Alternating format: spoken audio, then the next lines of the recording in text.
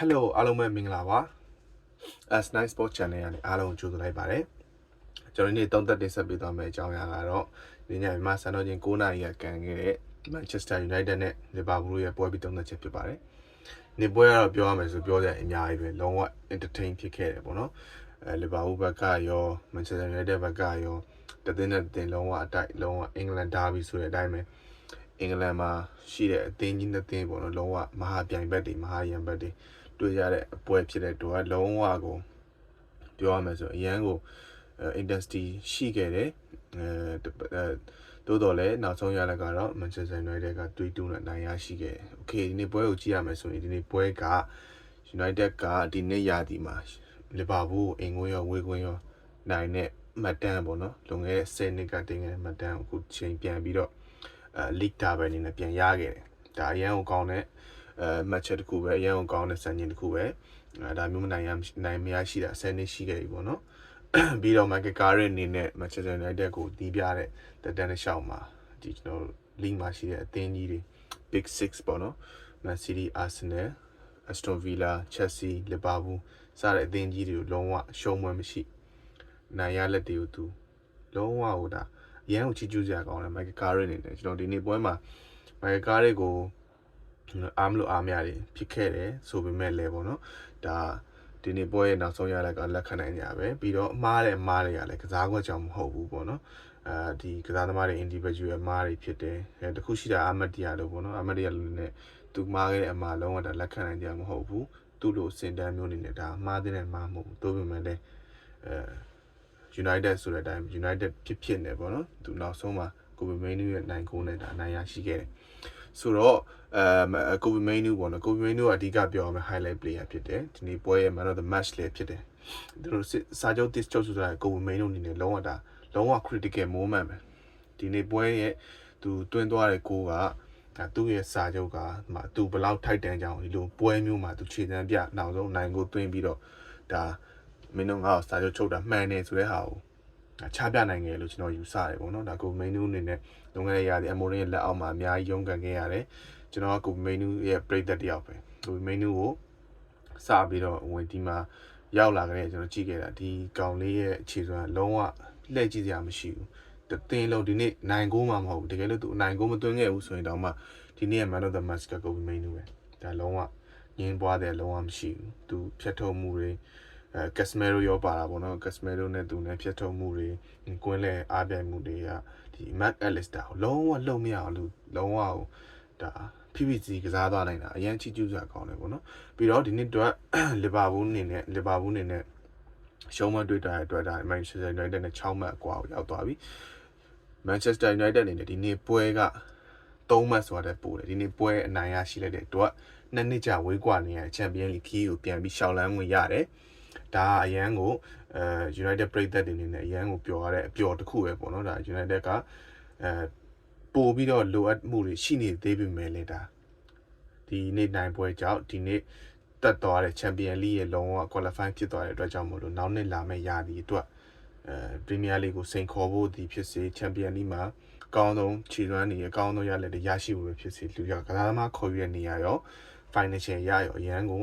အရေးပါတဲ့နိုင်ပွဲတစ်ပွဲဖြစ်တယ်ဘာလို့လဲဆိုတော့ကစားသမားခေါ်ယူတဲ့နေရာမှာဘယ်ကစားသမားမှာဒီခေတ်မှာUnited မို့လို့လာခြင်းနေဆိုတာအခုအရင်အခုခြေသွမ်းပြနေ3ယောက်ပေါ့နော်အမ်ဘူမိုကိုညာဒီလိုမျိုးကစားသမားတွေပေါ့နော် Sheshko သူတို့လိုမျိုးဒီတဲနေစိတ်တယ်ပေါ့နော်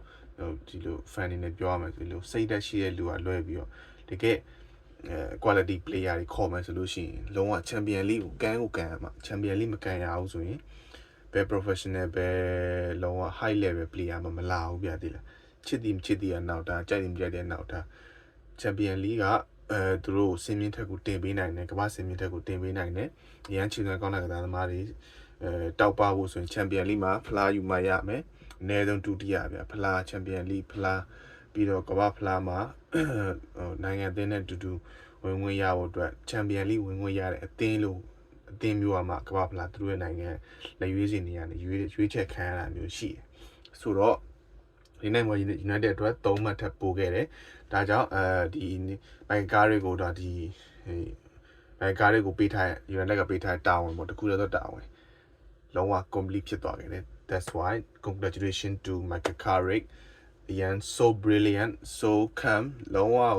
အမှားရုံမရှိခဲ့ဘူးသူအနေနဲ့လုံးဆရာရှိရလုံးတယ်လဲဆရာရှိရလဲတယ် chess ကိုနာသွားတာတခုကလုံးဝနည်းနည်းစိတ်ပူစရာပေါ့နော်နောက်ထပ်သတင်းတွေကျွန်တော်စောင့်ကြည့်ရမယ်သတင်းနောက်ထပ် update ရှိနေကျွန်တော်တင်ပေးပါမယ်ဒီ channel ကနေပြီးတော့ဆိုတော့ပွဲကြောင်းလေးဆက်ပြောအောင်ပေါ့နော်ဒါကတော့ဒါအနိုင်ရလက်နဲ့ပတ်သက်ပြီးတော့ကျွန်တော်ပြောခဲ့တဲ့မှတ်တမ်းလေးပေါ့နော်ပွဲကြောင်းမှာဆိုရင်ဒါပထမဆုံး6မိနစ်မှာတင်ကိုညာရဲ့ကိုပေါ့နော်အရန်ကို brilliant ဖြစ်တဲ့ဒီ set beat setup ပေါ့နော် set beat setup မှာဆိုလို့ရှိရင်ကန်ဒီပေးလိုက်တဲ့ set beat ဘောလုံးကိုဒီဘက်မှာစောင့်နေတဲ့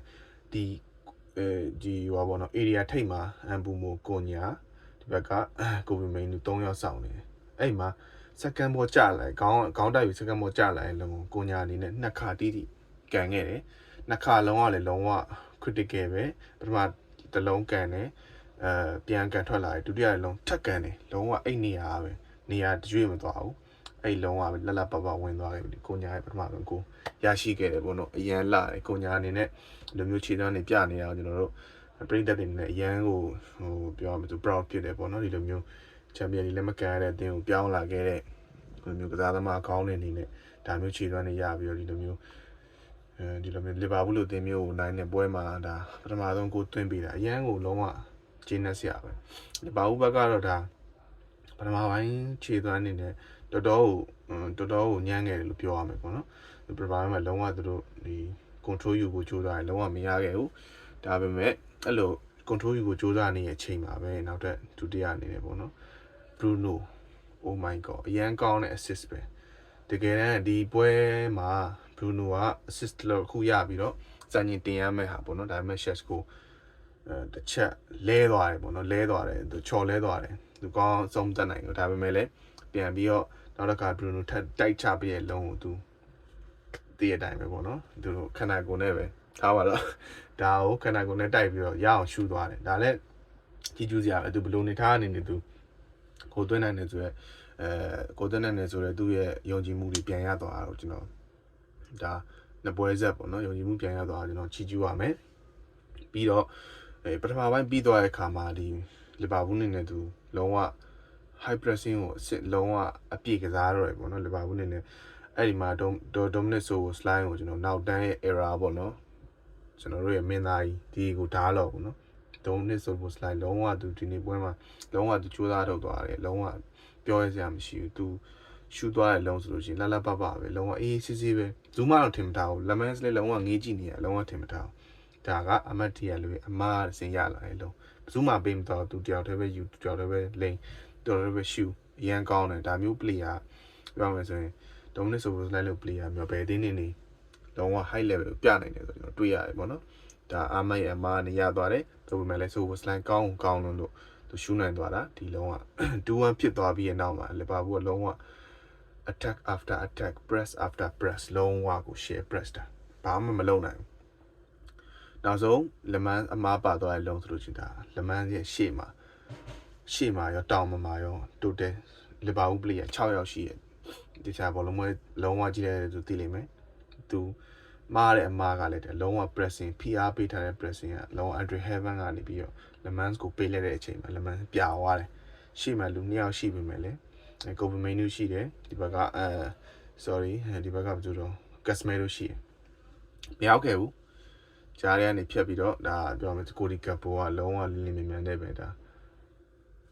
ဘယ်သူမှမရှိတော့ဘူးရှေ့မှာ Lemans တယောက် Lemans ကလည်းသူမှားသွားတဲ့အတွက်ပြာသွားပြီးရှေ့ကိုတက်လိုက်ပြီတော့မှကိုဒီကပ်ဘောစောင့်နေတယ်ဒါလေးချက်ပေးပြီးရှူသွားတယ်လုံးဝဒါLemans ပထမဆုံးဒီရာဒီပေါ့နော်အမားပဲပေါ့နော်လုံးဝ individual ပဲလုံးဝ clear individual အမားပဲ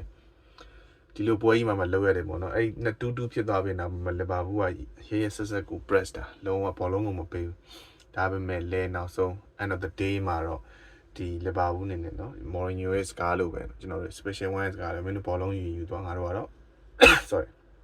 3မှပဲယူမယ်အဲ့လိုပေါ့နော်ဆိုတော့အဆုံးဖြတ်ကိုနောက်ဆုံးကိုဗီမိန်နူတပွဲ၎င်းနဲ့ကိုဗီမိန်နူကလည်းဒီနေ့မှာအဆုံးဖြတ်ကိုသူရအောင်ရှူသွားခဲ့တယ် ပွဲချင်း89မိနစ်မှာကျွန်တော်ကိုဗီမင်းနူကနေ area ထိတ်ကနေပြီးတော့ first step ကနေပြီးတော့လက်လက်ပပကန်သွင်းယူခဲ့တဲ့အတွက်ကြောင့် United တို့ကနေ3-2နဲ့နိုင်ကိုရရှိခဲ့တာဖြစ်တယ်ဒီနေ့ပွဲမှာလုံးဝချီကျူရမယ့် player ကိုဗီမင်းနူလည်းဖြစ်တယ်ပြီးတော့ Bruno အတွက်လည်းအရင်စိတ်မကောင်းဘူးပေါ့နော်ဒီနေ့ပွဲမှာ assist မရခဲ့တဲ့အတွက် expected goal အနေနဲ့ Manchester United က 2.14 ရှိခဲ့ပြီး Liverpool အနေနဲ့ 0.89 ပဲရှိခဲ့တယ်ဒါ Liverpool အနေနဲ့ Arne Slot အနေနဲ့လုံးဝလက်ခံနိုင်တဲ့အကြောင်းမရှိဘူးသူတို့အနေနဲ့ဒါတခုခုပြောင်းလဲလုပ်ဖို့လုပ်တင်ပြီလို့ကျွန်တော်အနေနဲ့မြင်တယ်ဒါပြိုင်ဘက်ကောင်းတယောက်အနေနဲ့ပေါ့နော်Liverpool ဒီနေ့ခြေသွင်းတော်တော်အားရတယ်လုံးဝမရှိဘူး Liverpool လိုမျိုးအသင်းရဲ့ပြည်သက်တွေနဲ့လက်ခံနိုင်တဲ့လုံးဝအရေးချင်းလက်ခံနိုင်တဲ့